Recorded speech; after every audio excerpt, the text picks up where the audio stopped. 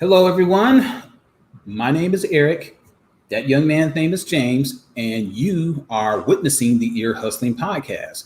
And yes, the award winning, most versatile podcast by BS3 Radio. So, how's everybody doing? It's kind of weird being away last week, but I definitely enjoyed the Jeopardy show.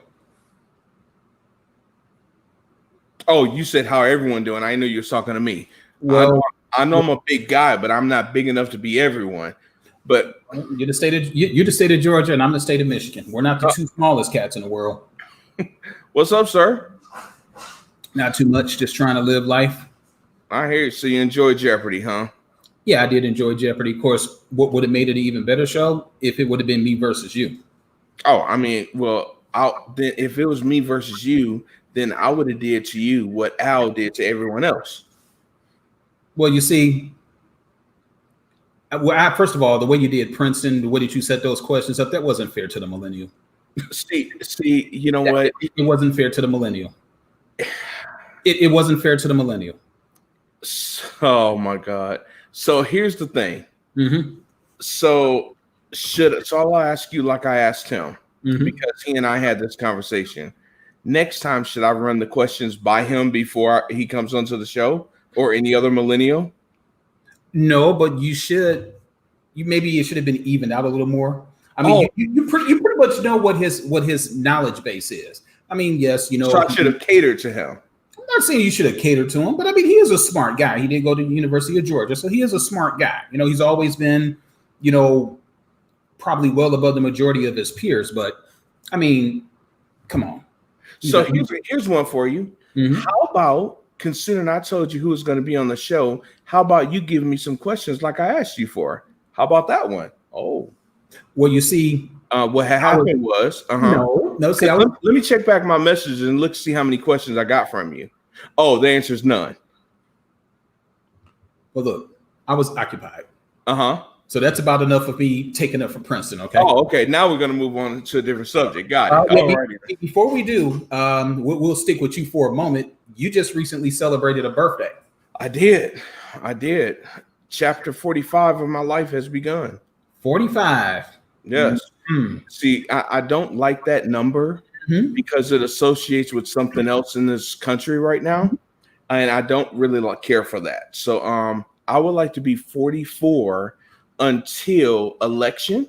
And then actually, even still, I just want to wipe out 45, period. I want to skip over this year. I'll gladly go up to 46 if I have to. You know what? We'll talk about 45 a little bit later on in the podcast, but I will say this. When I turned 44, we had a 44th president. Just saying. That's great for you. I'm sorry I'm not as old as you. I'm actually not sorry. Sorry, but not sorry? Yeah. Did you get that AARP subscription already? You know what? I have to wait till I turn 50, and that's next year. Oh, okay, cool.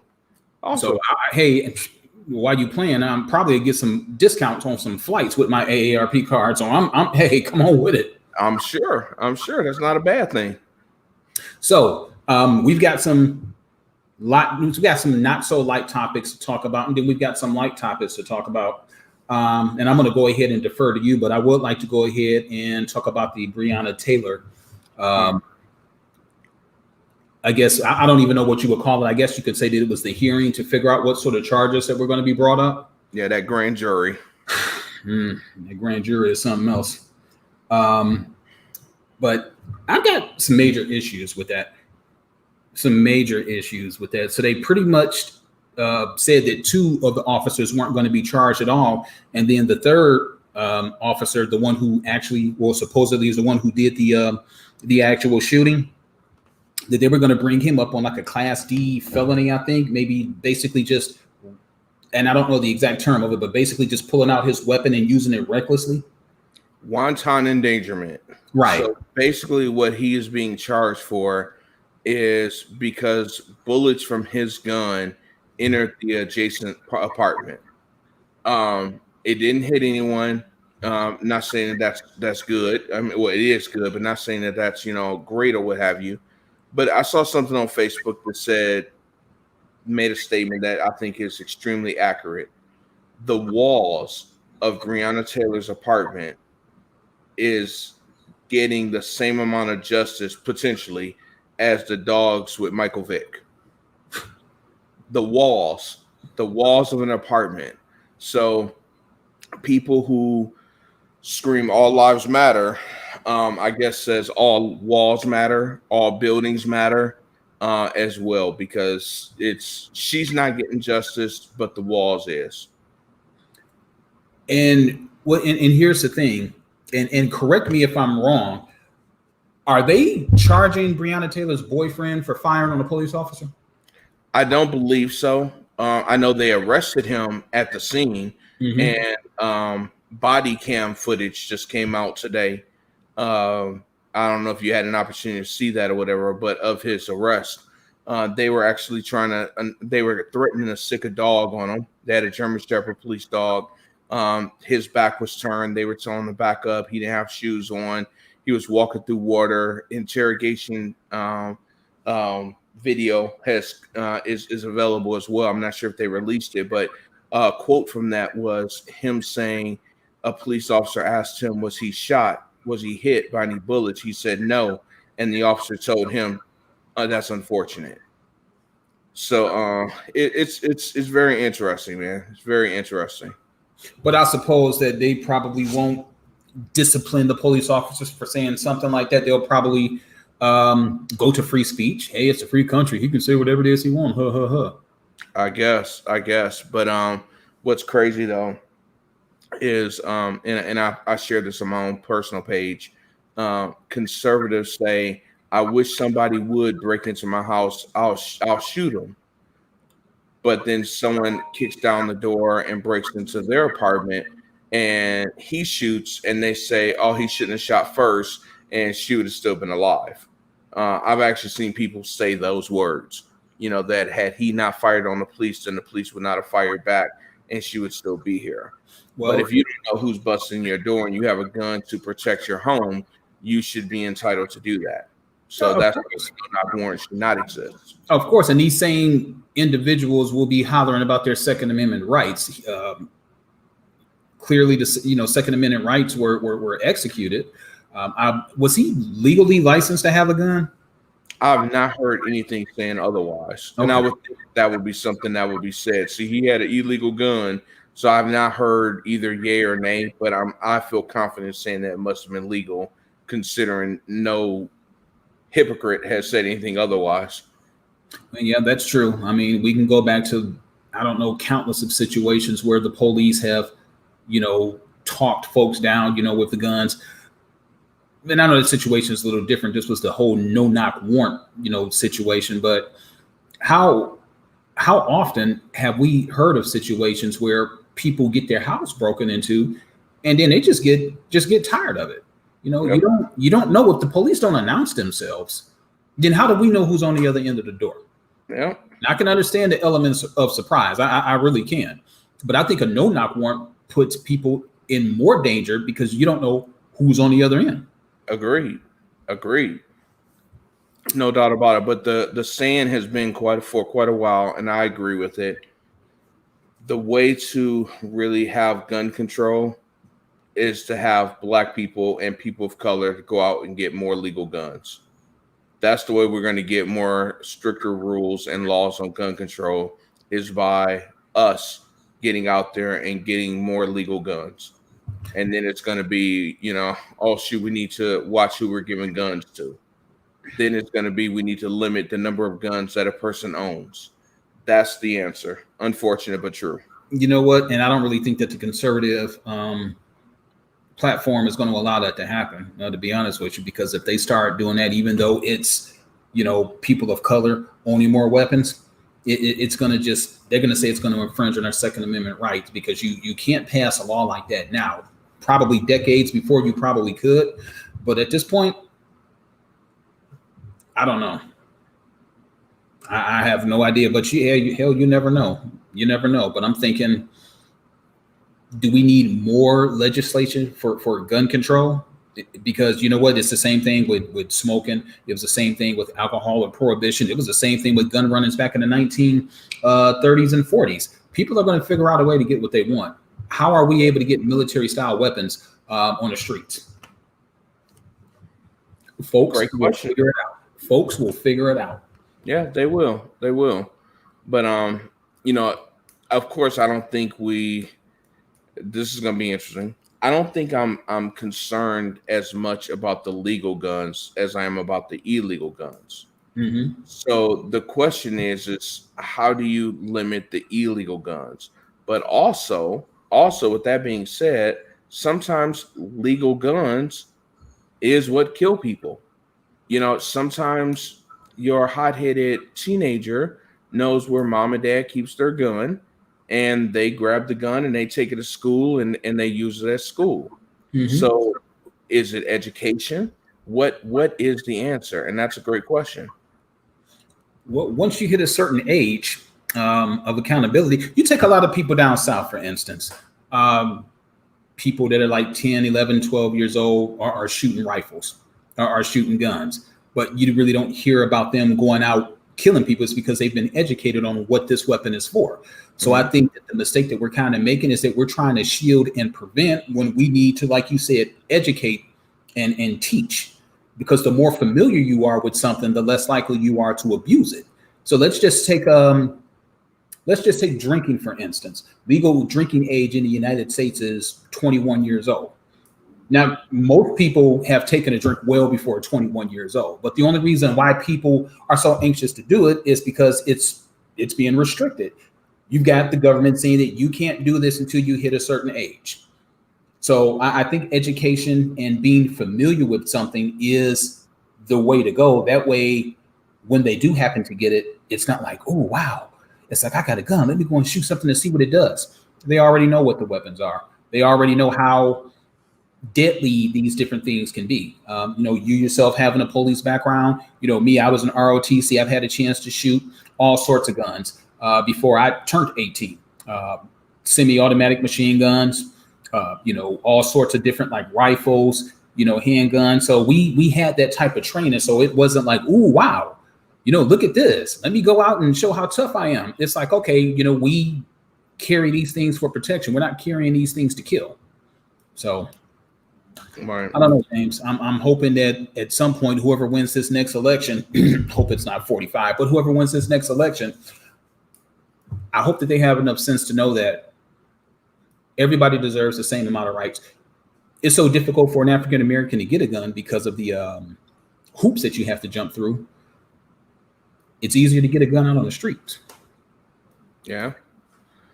Yeah. Well, you know what? The funny thing is it's funny you mentioned easy, and not to get into immigration. That wasn't one of the items we had on topic, but I look at it like immigration or illegal immigration in the sense of you're a parent. We both are. Can you think of anything within reason that you would not do to protect your child? Within No. reason. Hell, there's things out of reason. I mean, if it's a choice between me or them, I'd rather for it to happen to me versus them. So think about something here, and this is just my opinion. Once again, this is totally changing the subject, but think about how people feel who are in Mexico. Let's say they have a family and they live in an area where the cartel is running things, where the police is answering to the cartel, where the police is as corrupt and just as dirty as the cartel. Do you really want your family in that situation, first of all, in that environment? No, of course not.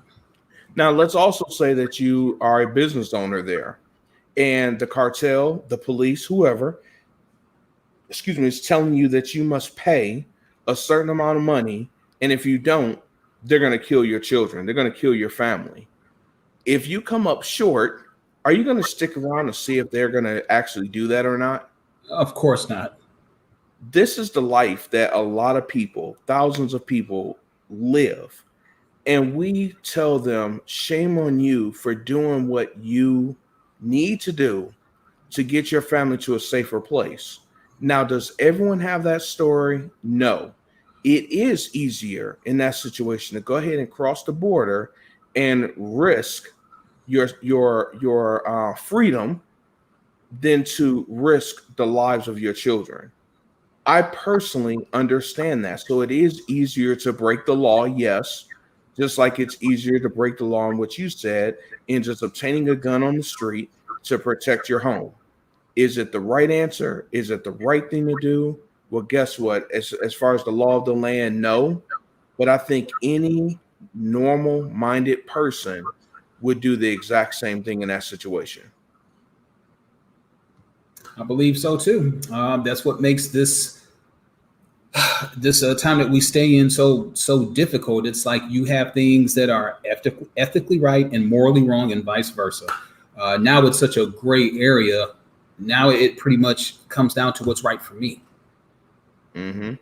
Whether it's the racism that we're dealing with, whether it's the marijuana issue, whether it's gun control, whether it's job, all sorts of stuff. What's right for me. That's basically what America has came. You might as well take the United out of the United States. It's more like the state of America. The state of America is just every man for themselves. Yep. With them. Famous radio station, WIIFM. What's in it for me? Okay. That's the mindset. And a lot of times we refer to it also as the crab in the barrel mentality. Absolutely. But anyway. Brought up 45. Let's move on to that. Tomorrow's I won't say a big day, but tomorrow's gonna be an interesting day. Man, of course, the first election. That's must-see TV tomorrow. Yeah, it is must-see TV. Even people who aren't into the political scene, this debate, you're going to get two men who have absolutely no filters, who have a lot in common, are going to sit around here and point fingers on who is more fit to run this country. So, womanizers. Check. Right. Foul mouth. Check. Racially insensitive. Check. Well, I guess this would be a check for 45. You know what? Let me ask you this something. Over the last couple of years, without giving any numbers, would you say that you've paid oh God. In taxes? Would you say that it's been more like 3 figures or 4 figures? Definitely 4. Are you a multimillionaire? Not at all. Not at all. So do you know that there were 2 tax returns, and I forget the years, that our president only paid $750 worth of income taxes? Years. Yeah, 2 consecutive years, $750. Yep. Yeah. Really? Yeah. That's insane. And honestly, I have to agree with Frank here. Frank commented on Facebook. Thanks, Frank, for tuning in. It's going to be a joke. It is. It's going to be shit show TV. It really is. I'm sorry to say, I am not a supporter of 45 at all. Mm-hmm. Biden is not a good debater at all. So it's going to come off one of 2 ways, in my opinion. It's either going to come off with 45 beating the brakes off of Biden, sad but true, or it's going to come off as him being a bully. I guess a third thing is it's going to show that Biden is not fit to be mentally ready for the job, which I don't think is the case personally. But he's not a good debater. He never has been. And he showed that in the Democratic election, so the primaries. Yeah. He showed that then. He's not a good debater. I know that. Everyone knows that. So we'll see. What do you expect? I expect a whole bunch of fur to be flying. I wouldn't be surprised if some F-bombs wind up getting dropped. At least it would humanize the candidates if they actually did that. Now, I'm not condoning bad behavior, but think about the debates when we had Mitt Romney and Barack Obama. Mm-hmm. Now, the first debate was Mitt Romney just coming out and was just like bullied Barack Obama. I mean, for lack of a better word, which probably got him reelected because he knew that he had to change his approach. It's cool to be a nice guy. It really is. But when somebody is pressing you, when somebody is essentially just trying to make you look weak, you have to push back. Now, you don't have to do it with the same vigor as that other person, but you have to figure out your own way of defending yourself and defending your principles and defending your ideas. That's one thing that 45 definitely has going for him. He's not going to let anybody try to degrade him. So he's going to come out swinging, and he's not going to hold anything back. And Joe Biden needs to have that same mindset. If I was debating Donald Trump, I'd come out firing. But do you think people want to see that? What's crazy? Go ahead. I'm sorry. It doesn't matter what we want to see. This is what's going to happen. Do you think Donald Trump's going to come out meek and timid? No, not at all. What I'm asking you is, do you think people want to see Biden fight fire with fire? It's like whenever here's the bad thing. This is what I've seen myself. Whenever someone stands up to a bully, then all of a sudden that person is the wrong person. That person should be more reserved. That person should bite their tongue. I had several situations, me personally. I dealt with someone in the semi-pro football world that was a loudmouth, arrogant prick.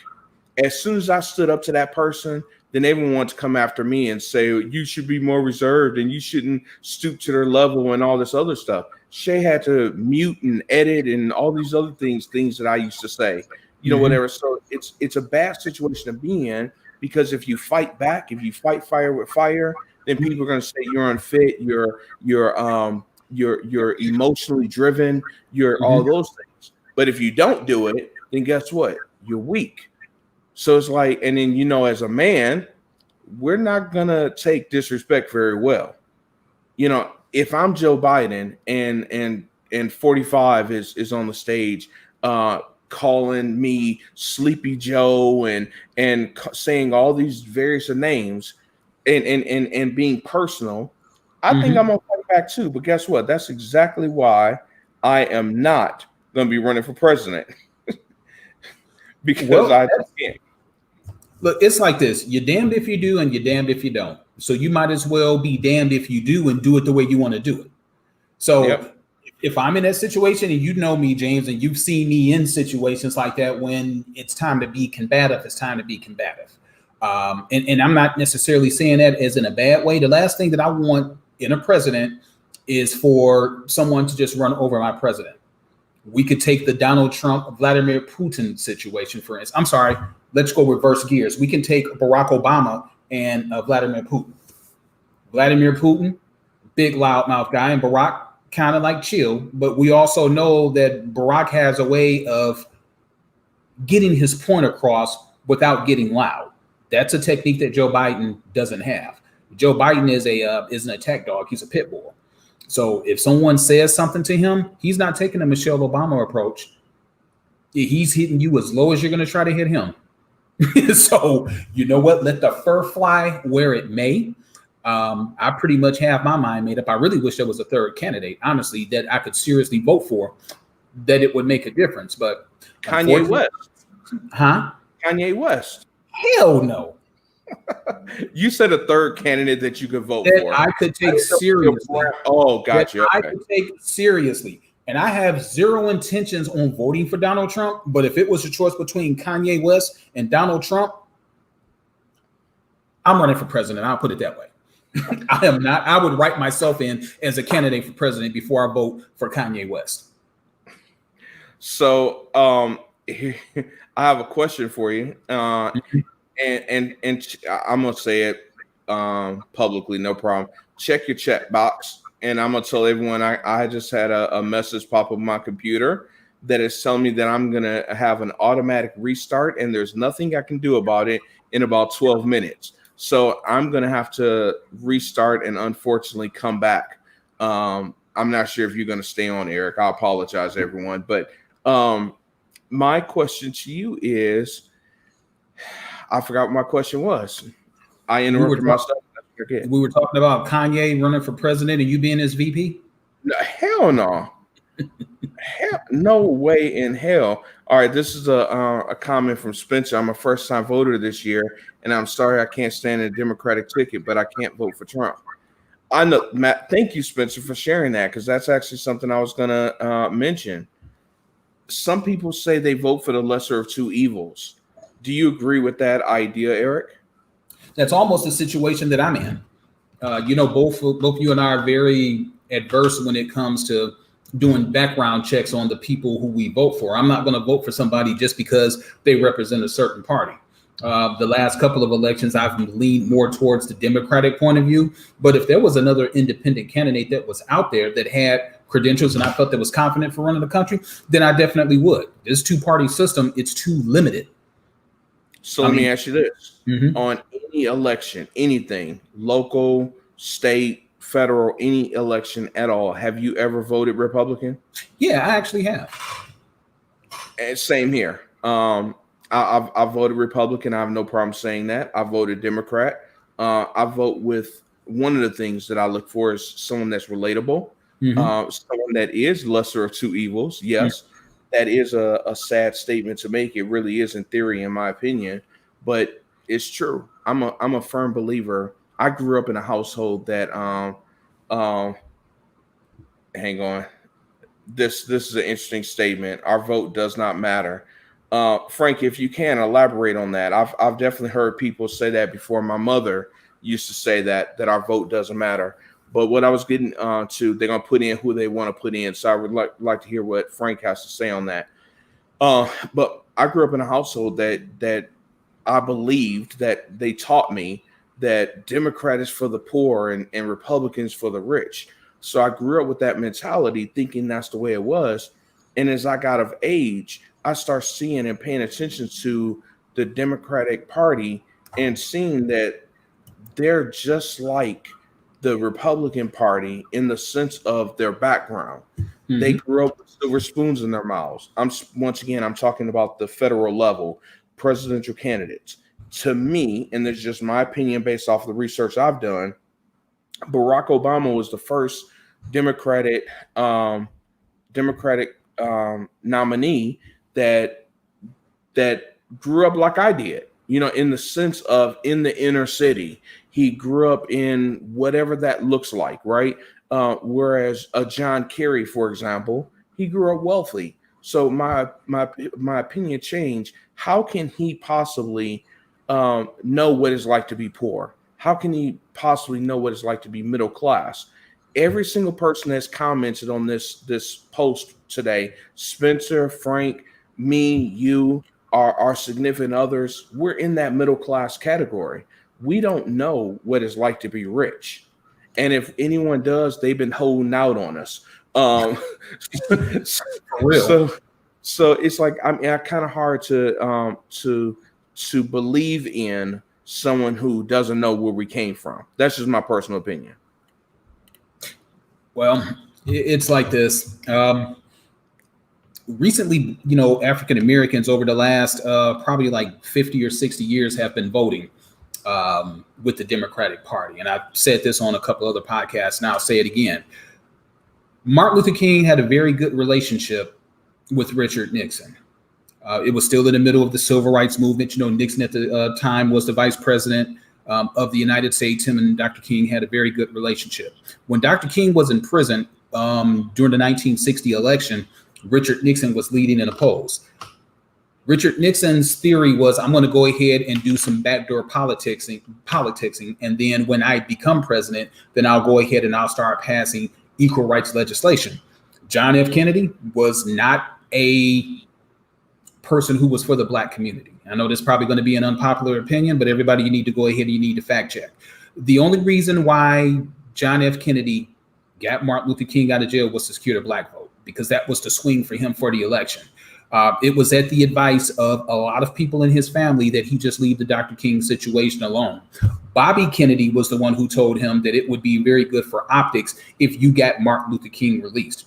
You don't necessarily have to like him. Now, Bobby Kennedy and Martin Luther King had a decent relationship, but he said that's going to turn the election because Black people was just been granted the right to vote, and we were the silent majority then. So as the popular vote went, the electoral votes win, and as the electoral votes, obviously the election. So up until that point, the vast majority of the Black people voted for the Republican Party, dating back to the Abraham Lincoln days. Now, Abraham Lincoln, again, he didn't set the slaves free just because he was a nice guy. He did it because it was a numbers game. Back during the Civil War, the North was vastly outnumbered by the Southerners.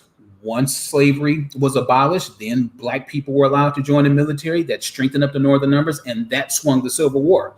So people need to do a little bit more research on who actually has been doing things. It really hasn't been anybody that has been doing anything for us maybe over the last like 50 or 60 years. And that's because we've had to like bitch and scream and set fires and cause riots and all other stuff.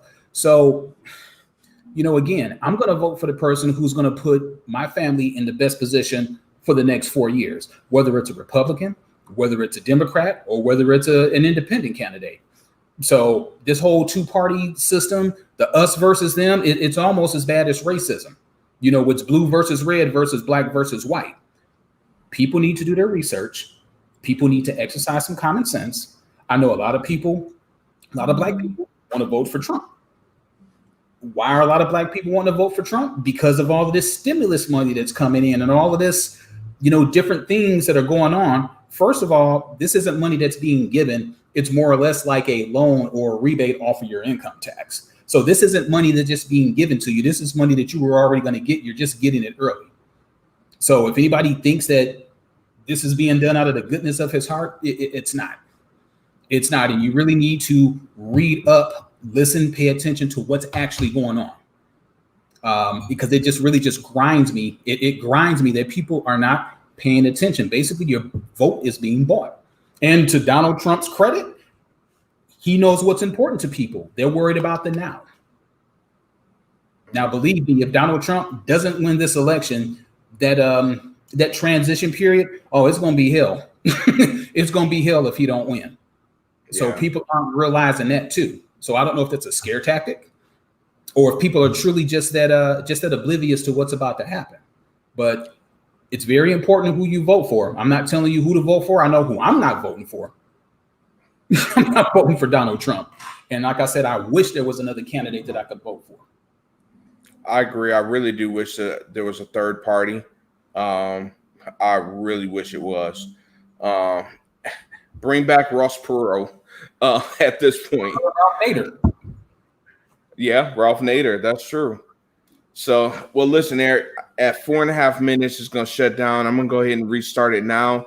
Anyone that's on listening, I truly apologize. Technical difficulties is on its way, but we're going to be right back. So, Eric, give me a few minutes and just log right back in. Hopefully, you're able to stay on, though. All right. Well, we'll see. You think that people want to sit around here and honestly listen to me for like 4 minutes? I sure in the hell wouldn't. But anyway, all right. I hang tight, guys.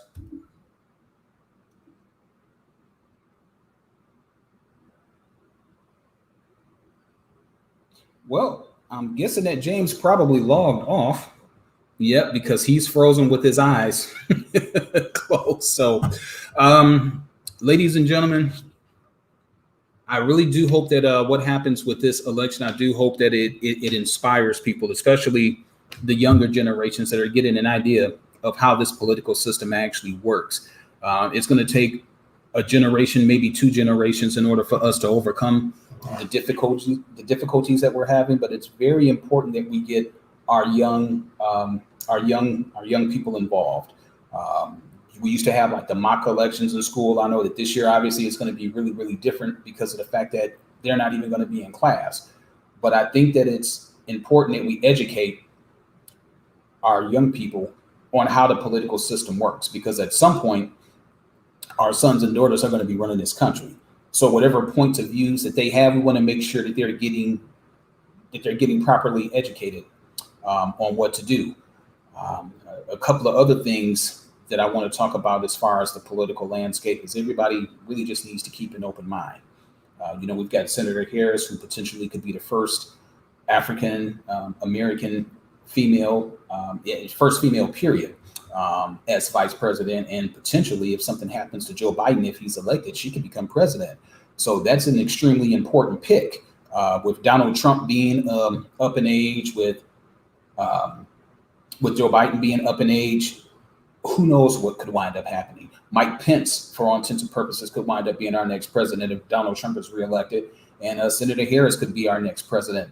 So these presidential elections, not the presidential elections, but the elections in general, are going to be crucial. We've got the controversy that's going on with the Supreme Court right now. We've got very, very highly contested Senate races that are going on across the country. There's just so many different things that I feel that we need to pay attention to that normally people would just get out there and just vote for something. I'm not telling anybody who to vote for, but just get out and vote. Just get out and vote. But what I'm going to do is that I'm going to go ahead and put this topic down for a moment. And I want to talk about something a little more lighthearted, and James can just go ahead and just pick up with us when he comes back in. We've got the Miami Heat versus the Los Angeles Lakers in the NBA Finals. This is LeBron James' 10th NBA Final. I'm not a LeBron James fan, only because I'm a Piston guy, and LeBron James is a phenomenal player. But I just really get tired of LeBron James beating up on my teams. But hats off to LeBron James and the LA Lakers. They did an outstanding job on getting to the NBA Finals. He's done an outstanding job with sticking up for the players, during the whole COVID-19 situation. He is the vice president of the NBA Players Association. He has used his platform. I know some people may disagree on athletes taking a stance when it comes to social justice. But I mean, really, if not someone in his position, then who are people going to listen to? LeBron James is one of those relatable type characters that everybody from all ethnicities, you have to admire where he came from. He was a prodigy, is from high school. He exceeded expectations. A lot of times you get these athletes that come out of high school, it's so much pressure. You're having these kids that are taking on like man-sized responsibilities. But, to his credit, outstanding husband, outstanding father, outstanding businessman. So you really have to give LeBron a lot of credit, when it comes to that. But let's talk about the NBA Finals in particular. Who would have thought at the beginning of the season that the Lakers would wind up playing in Miami? So who would have thought of that? I wouldn't have thought it. Personally, I was thinking it was going to be the Clippers versus the Bucks. You know what? Neither one of them made the NBA Finals. So that, tells you that Giannis still has a lot of growth when it comes to playing in pressure situations. And the Clippers, this was their first year together. Doc Rivers earlier today got fired. I really don't think that Doc deserved that. But you know what? When you have the sort of talent level that he's had, going back to the Chris Paul and Blake Griffin days, he's had his opportunities to win titles. He's blown massive leads, 3-1 leads in multiple playoff appearances with the Clippers. And I guess it was just time for him to go.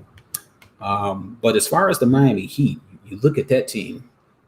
That team doesn't have superstars, but they kind of remind me of the Pistons. You have very, very good players at all positions. Obviously your go-to guy is going to be Jimmy Butler, one of the best two-way players in the game. He's been in the league for 9 years. This is his first NBA final. So it's pretty good to get some new blood in there. Definitely consider the Miami Heat the surprise team of the playoffs. So I'm really interested in finding out how the matchups are going to go. So we've got LeBron James, Anthony Davis. They're pretty deep on a superstar platform, but their bench isn't quite as deep as Miami's. Now, Miami, they could run like 9 or 10 people in their rotation and still be able to sustain a certain level of play. So one of the interesting things about that is that with LeBron James being 35 years old in a 7-game series, how much gas is he going to have left in the tank? Or is he going to defer and he's going to let Anthony Davis win this championship? This is Anthony Davis. I believe this is actually his second playoff appearance and his first trip to the finals. So who knows if Anthony Davis is going to wind up choking under the pressure. So that's going to be very interesting to see. And a couple of other things that I want to touch on, is the coaching. Eric Spoelstra. He's been the Miami Heat coach, I think for like 15 years. He's got multiple championships under his belt, and he's coaching against LeBron James. He had LeBron James for like 4 years. So if there's anybody who knows how to potentially slow him down, it will be Eric Spoelstra. You've got the genius Pat Riley, who's the president of operations. He's going to have his input. So I'm very interested to see, how that's going to turn in. It's going to be like the game within the game. And if anybody out there would have thought that the Miami Heat would have went to the finals, Well, you know what? You definitely won a lot of money, because I don't think anybody outside of the folks in Miami could have seen that coming. So it's going to be very interesting, to get James's take on that. My Detroit Lions, we can talk about them. They wind up squeaking out a game against the Arizona Cardinals yesterday. Lions defense looked phenomenal. Or could you say that Murray was just throwing some ill-advised passes? I mean, it could be a combination of both. But hey, you know what? A win's a win. Everybody was excited that the Cowboys came back last week from that crazy deficit, and they wind up coming back to win the game. So, you know what? You can pick it. It could be 6 of one, half a dozen of the other. But yeah, I'm anxious really to find out what's going to go on too. In speaking with the NFL, we've got the Kansas City Chiefs battling out against the Baltimore Ravens. So you've got 2 MVPs, both 25 and under. They said that this is the first time that you have 2 young MVPs that are going to be battling out like that under the age of 25. So that's definitely something that I'm interested in. After we get done with this, I'm definitely going to go ahead and catch me some sports. Another couple of other things that was on my mind, and really it's going back to the NFL. No preseason. Like, has that really affected the quality of play? Personally, I'm a big fan to just go ahead and just let folks just play. Go ahead, do your 6 to 8 weeks worth of training camp. Get yourself physically fit and shape, and then let's go at it. Forget the preseason. Let's go ahead and expand it to 18 games. If you must run a preseason, let's run 2 games. I don't know. What does anybody out there think? Does anybody out there think that the NFL should expand to 18 games, 2 preseason games, or just do away with the preseason period?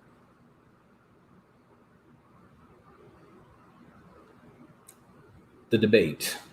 I do want to talk about that a little more, and I'm sorry to go on a political rant. We need to really do our due diligence, really, when it comes to electing our local officials. Our local officials, our state officials, those are the ones that set the law of the land in our area. So it's not all up to the president. It's not all up to the national government.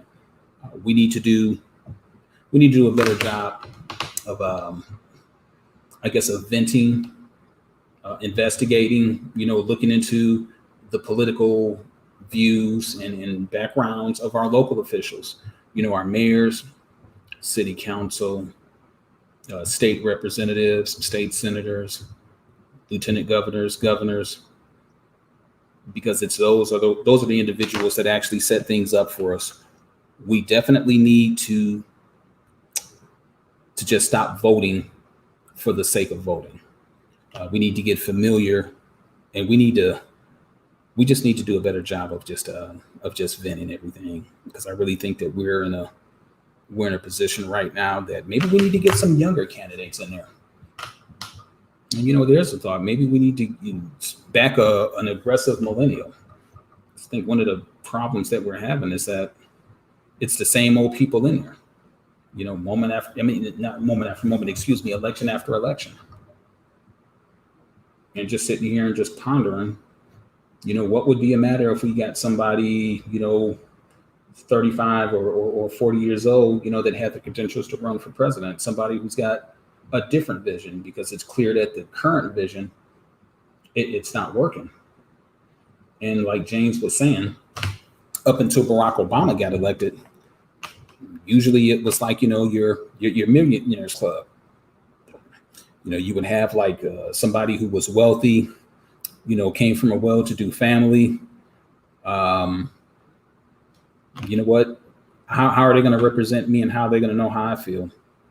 Having to work from paycheck to paycheck, having to make decisions, having to work extra jobs in order to put the kids through school, or, if your significant other is going to school, that takes a lot of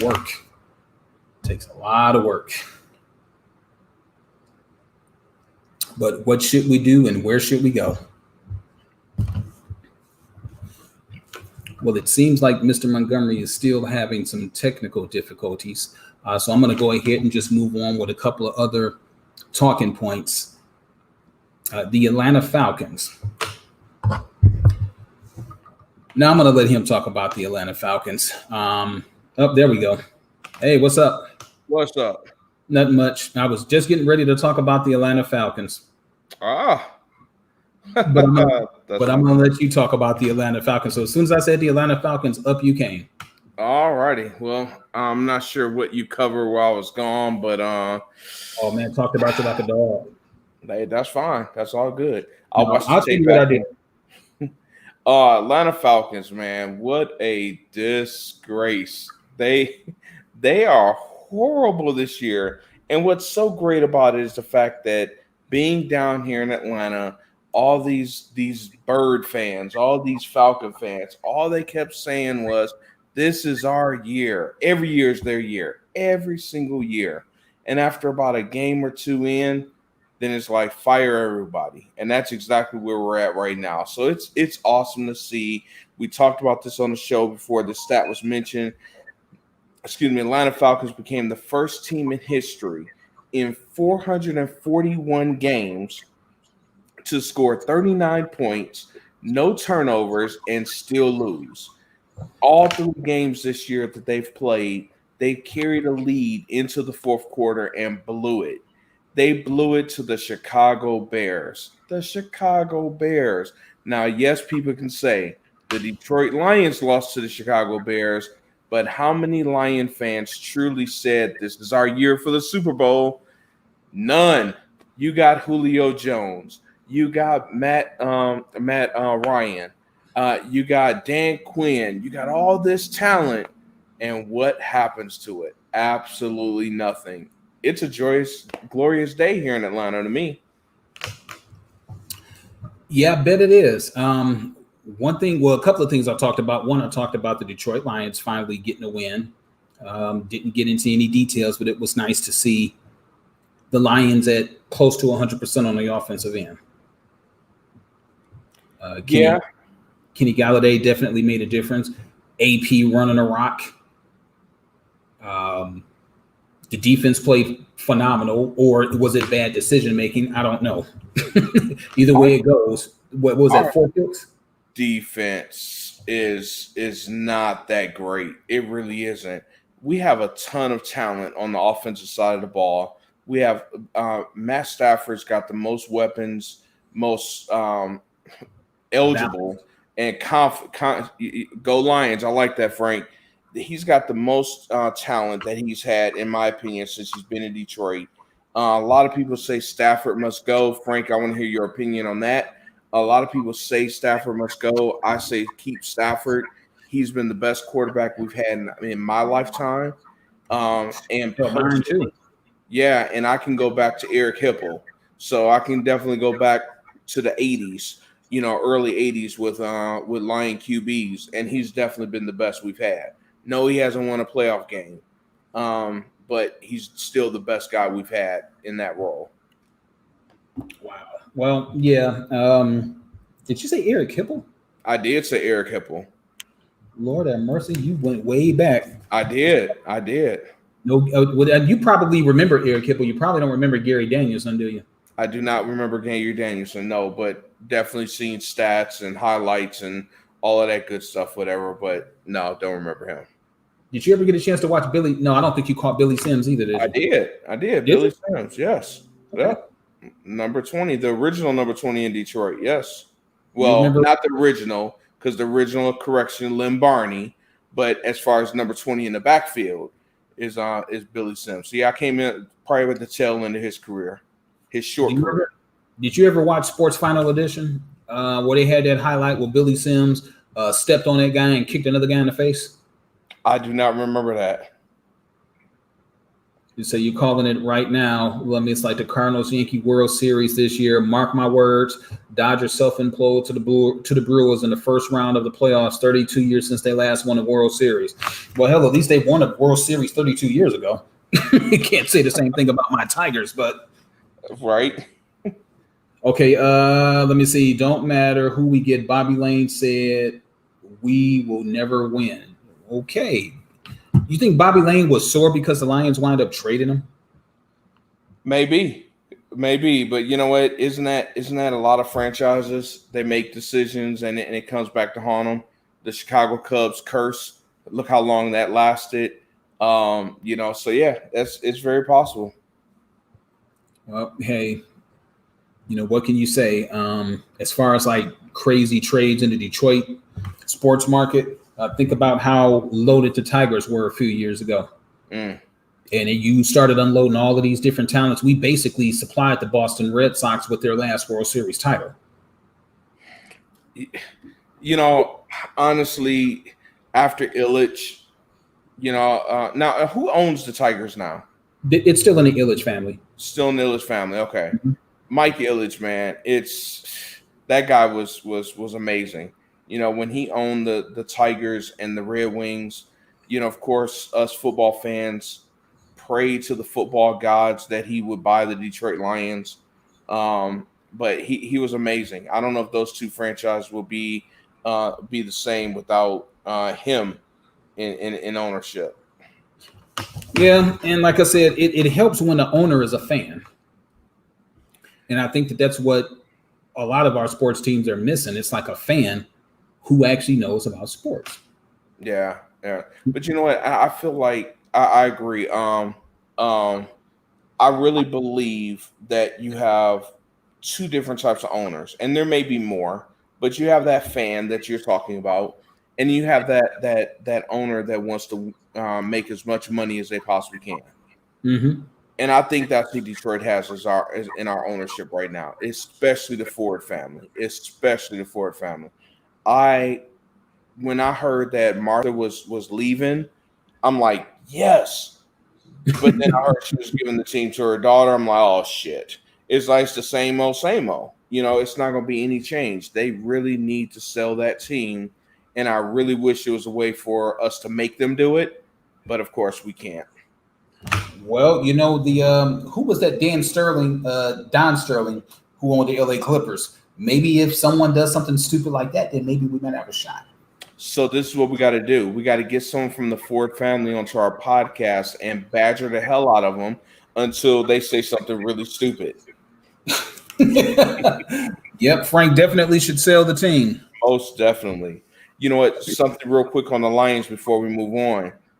Do you respect Terry Bradshaw? Yeah, what did Terry do now? Not what he did, it's what he said. Frank, let's buy it. I got 5 on it. I got 10 on it. So Terry Bradshaw said Quinn and Patricia's got to go. I respect that. Well, hell, Terry, if you feel that way, why don't you throw your hat in the ring to coach the Detroit Lions? Hey, to coach? No. See, we'll get it all wrong again. What coaching experience does he have? All right, so should he be the GM? Well, why not? He hadn't paid any taxes. Why not? Or maybe we can all put our stimulus money, what we have left from it, right, together. But Frank's got 20. All right, Frank. So we're up to $35 right now. So we can't even buy a ticket yet. But anyway, he doesn't have coaching experience. I really believe that's something that we have not gone after. We have not gone after that experienced coach. We have not gone after a great GM, which of course we can argue. Wait about the coach comment. I have to disagree. Okay. We had a Super Bowl winning coach. We did. His name is Jim Caldwell. With the Lions. Yeah, we got rid of him. He was with Detroit for 3 years, and 2 of those 3 years he went to the playoffs. And I think the middle year they had just missed. And fired after a playoff appearance. And he was fired with a 9-7 record, saying that wasn't good enough. But now fast forward to where we are, and we got 3 wins in 2 consecutive years. Yeah. But that's not good enough, though. Yeah. Nope, not good enough at all. That's a very sore spot for me, sir. Very sore spot. Well, it is, because I believe that it definitely hurt the development of this team. I agree. And Frank Terry said, keep Caldwell. I think that was what we need to do. But, here's the thing. And I hate to say what I'm going to say, but it's true. No, you don't. Quinn didn't do anything that most people have done in their life or have benefited from. How many times has management changed in normal workplace and they get rid of the team that they have so they can bring their own people in? So I get that. I do. But Caldwell did nothing to lose his job. He did absolutely nothing. So I'm all for, and I understand, I shouldn't say I'm all for, I understand why Quinn brought in his guy. I get that. Because like I said, we've most of us has either experienced that, we got hooked up with a job because of who we knew, because they just got in with the company, or we've been that manager who made that decision. So either one of the two, we all probably someone has been there somewhere, but Caldwell did nothing to lose his job. I absolutely agree. And I can understand the pedigree, Belichick, up under the Belichick coaching tree. I totally understand that, but man, think about how many of his assistants actually have been successful. Charlie Weiss? Nope. Romeo Cornell? Nope. Obviously, Matt Patricia. Hell no. Daniels wound up going back. Yeah, he accepted a job and was like, "No, never mind. I'm going back to be the OC." Right. So just because you're a successful coach, maybe Belichick is probably very talented at finding somebody to coach various areas, play to their strength. So being a supporting guy versus being the main guy is two different things. Yep. The last really successful coach that I saw that was elevated from the assistant coach job to head coach, honestly, would probably be Tom Izzo. Tom Izzo was a disciple of Jed Heathcote over in Michigan State. Yep. So that was really the last assistant coach that got elevated to a head coach, and just basically just continue to run the same program out of really any of the four major sports, whether it's pro or collegiate. And if somebody has better information, then please let me know. But I can't think of an assistant coach that stepped in and just continued the winning tradition like Izzo did, over in Michigan State. Can you? As you were talking, I was thinking, and off the top of my head, I cannot. That's a very good point. Yeah, wow. No, off the top of my head, I cannot. You got me, sir. Well, you know what? No. Go ahead. Okay, you look like you were thinking about something. Where were you going? I was, but you know what? It wasn't an assistant coach. I was thinking about Mike Vrabel over in Tennessee. But I don't know if he was an assistant anywhere. I think he just got the head coaching job. I don't know if he was a DC anywhere. I thought he was a DC. And I was thinking that, but I couldn't think of where. So I didn't want to fact check it. So I didn't want to put it out there. So thank you. It's now on record. I said it. No, we were just pondering. And, now that I was thinking about it, but no, that wouldn't be a fair comparison. I was thinking about Red Auerbach and Bill Russell. Now, Bill Russell was a player coach. Right. So, but, we could sit back and we can go in time and we can think about it. I'm pretty sure we'll come up with something, but I really can't think of any successful transitions like that. No. I have a question. It just popped up inside of my head. Speaking of coaching, now that there's a vacancy in LA, do you think Mark Jackson gets a look at the Clippers? Why shouldn't he? But he's also been passed up in Indiana and Brooklyn and the Knicks and so many other places. Hell, Detroit. So why not? But do you think that it was his choice? Do you think they maybe asked Mark and Mark was probably like, "No, I'm good"? I don't think so. And I say that because so many people speak publicly on Mark's behalf. And I would think that he would see that stuff, and I would think that he would put it to rest. The national media has definitely said it. I've heard Stephen A. Smith talk about it. So I would think that Mark Jackson would come flat out and say, "Hey guys, I'm good with coaching right now. I want to stay in the booth." I would think that would be said. So, what Frank put no. Frank, did you mean no as far as does Mark Jackson get a look, or no he hasn't been turning these opportunities down. So if you wouldn't mind giving a reply on that, I'd appreciate it. And James, I really can't see of any other coaching candidates, to be honest with you, that would be readily equipped to take a championship team to the next level outside of Mark Jackson. Unless Phil Jackson just happened to walk through the door and say, you know what, I want to give this another try. But at his age, I doubt it. Yeah. It would be very interesting to see who the Clippers choose next. The question is, will they choose a good coach, or will they choose a yes man? Okay. Will they choose someone that will they go in the same building and look at Jason Kidd? Tyronn Lue, who has a championship under his belt. Yeah. So there's definitely going to be people out there. I'm with Frank. I don't think that Mark Jackson is going to get a look, unfortunately. But the question is, where does Doc go from here? Does he take a year off and see what's available next year? I think that's the best choice, because what desirable job is out there right now? Yeah, well, maybe he spends a year in the booth. Maybe, or an analyst at ESPN. Yeah, or I mean, he would be a great general manager. He was a general manager for the Clippers for a while, so he does have GM experience. Yeah. Unfortunately, Detroit chose a GM. So many teams, we were talking before we went on. So many teams are probably kicking themselves right now, like Doc Rivers is available. Like Philly, like Brooklyn. I bet you those guys are kicking themselves right now. They're not going to say it, of course, so that means they don't have confidence in the guy they chose. Mm-hmm. But I bet you they are. What do you think about the Milwaukee Bucks? Do you think they fired their coach? Hell, he left Atlanta, so I think he got fired from here. I think you have no choice, to be honest with you. I think you have no choice but to fire him. You got to do everything in your power to keep Giannis around. The question is will he stay? If he does, if he does not, which I don't anticipate him to stay, he may finish the year out. They may not trade him. He may just play out the last year of his contract. Bud is definitely gone. They're going to go into a rebuild mode, because without Giannis, what do you have? Chris Middleton. That's your corner. The Lopez brothers, Eric Bledsoe. Me and you coming off the bench. It's not. Hey, I can't run full court right now if you paid me to. That's okay. Say, hey, you can cherry pick. I could do that.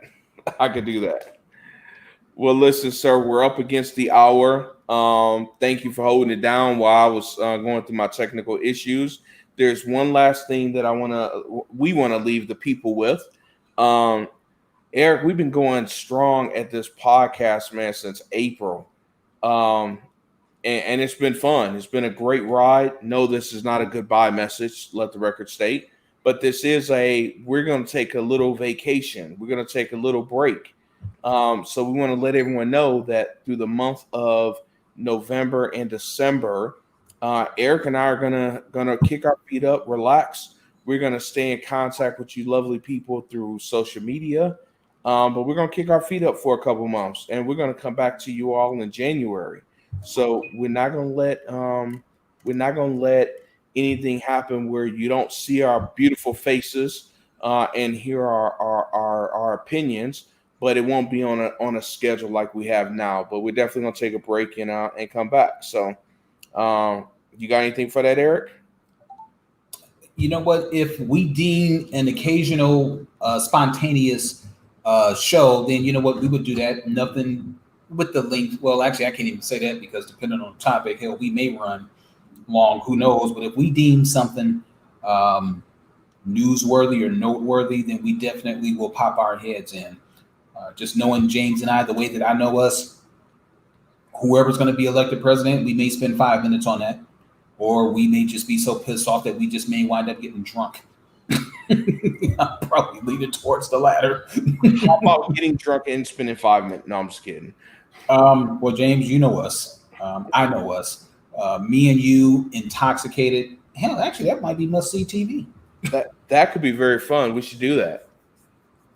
You know what? We just have to make sure that we send our significant others out on errands, because if we do something and make a fool out of ourselves, oh, they're going to be mad. Oh yeah, that's true. That's true. But it'll be fun. No, I'm just kidding. Anyway, Fun until that ass whooping. yep, You didn't have to catch the Clash of Champions, did you? I did not. I did Oh not. my goodness. I'll put it this way: and folks who are wrestling fans, if you saw that match, the whooping that Roman Reigns did on Jey Uso, oh my goodness. Yeah, he fought his cousin Jey Uso for the title. Ah, And he whooped. I mean, he whooped. I mean, he whooped that boy. He beat that boy down. damn, that bad, huh? Man, it was hilarious. You know what? I'm always a person who likes the bad guy. And I never really was a Roman Reigns person. Kind of. But now that he's a bad guy, now that Paul Heyman is his manager, I love the Roman Reigns character. Interesting. All right, we're gonna talk more about that. That's for sure. But man, it was fun. Thanks once again for holding it down. We'll talk on Thursday. So I'm gonna change it up a little bit. I didn't say a whole lot this episode because I was gone for half of it, but it was from Eric's mouths to your ears. Thanks for tuning in. Stay safe, America. And I think I'm going to go watch game one of the NBA Finals. Sweet. Peace, y'all. All right.